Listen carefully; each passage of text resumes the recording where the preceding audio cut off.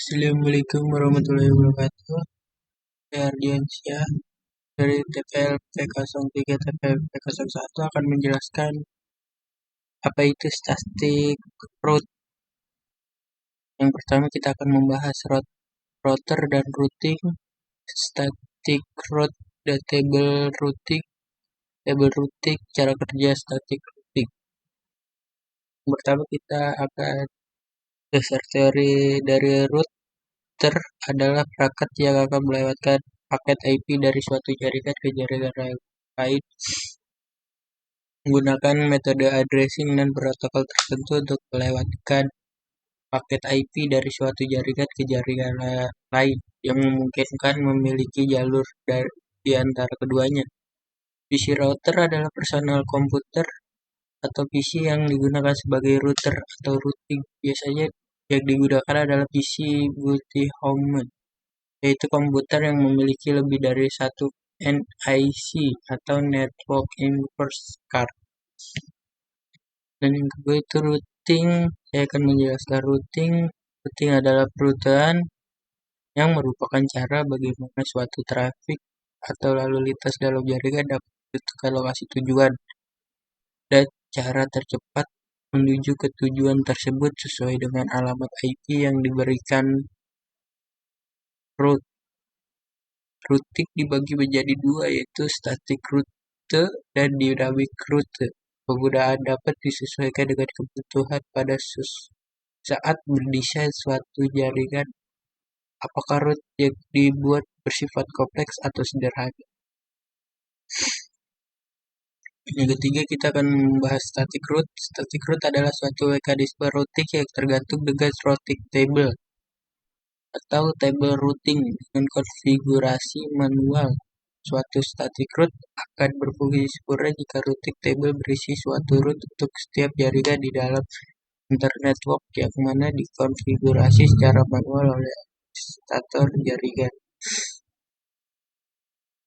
Static route ini terdiri dari perintah-perintah konfigurasi sendiri untuk setiap route kepada router. Sebuah router hanya akan meneruskan paket kepada subnet yang hanya ada pada routing table.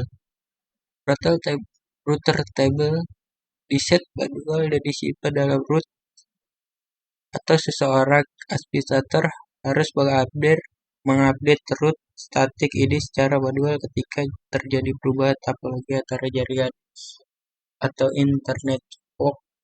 Oleh karena itu, routing static biasanya digunakan untuk membangun jaringan yang berskala kecil. Di sini ada contoh table routing. Pada routing table ada destination dalam Windows, itu ada network destination, network mask dalam Windows itu netmask, next hop dalam Windows itu adalah gateway, interface, dan terakhir adalah matrix. Nah, jaringan yang 127.0.0 ini adalah jaringan loopback. Tiap data graph yang dikirim ke 127.0.0 ini akan dirutekan kepada 127.0.0.1 dan direfleksikan dengan balik. Dan yang kedua ada 192. Ini alamat jaringan yang pertama atau data graph yang ditunjuk ke jaringan ini akan dirutekan melalui adapter 192.198.1.1 dan adapter network 192.198.1.1 ini. Pada router, perhatikan data graph yang dikirim ke alamat ini akan dirutekan kembali ke logbook yang pertama itu. Jadi jaringan logbook ini akan diadapter lagi dengan network NIC1 pada router. Dan yang ketiga itu 192.128.1.25 adalah alamat broadcast untuk jaringan 192.168.1.1 broadcast akan dirututkan ke jaringan melalui adapter 192.168.1.1. Dan yang keempat itu ada 192.168.2.0. Alamat jaringan 2 ini adalah datagram yang ditunjukkan ke jaringan ini akan dirututkan melalui adapter 192.168.21.128.2.1. Dan pada router yang 192.168 ini 21.21.1 ini akan dikirimkan ke alamat ini akan dirututkan kembali ke logbook. Dan alamat broadcast untuk jaringan 192.168.2.225 ini 122.128.2.225 ini adalah alamat broadcast untuk jaringan. Dan 192.168.2.1 broadcast akan dirututkan ke jaringan melalui adapter 192.168.21.1. Terus yang 224.0.0.0 ini alamat multicast yang digunakan secara internal oleh Windows NT. Dan yang terakhir itu 225 sampai seterusnya alamat broadcast lokal atau router tidak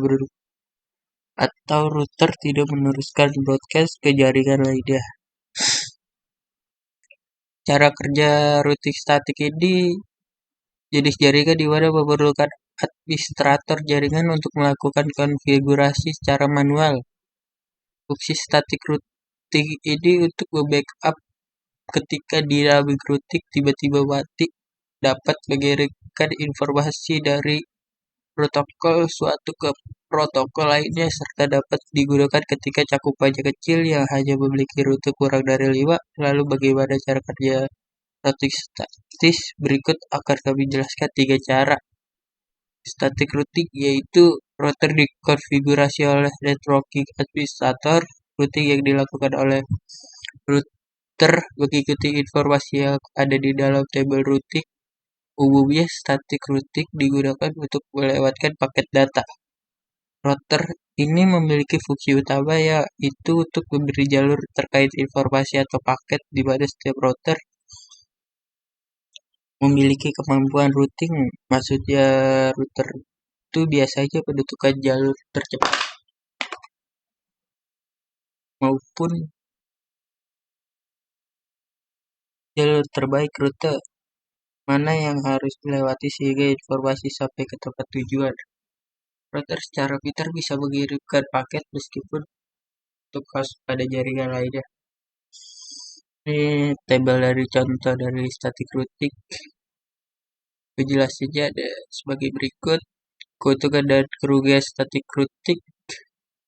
Keuntungan menggunakan static routing yaitu yang pertama, static route lebih aman dibanding dynamic route.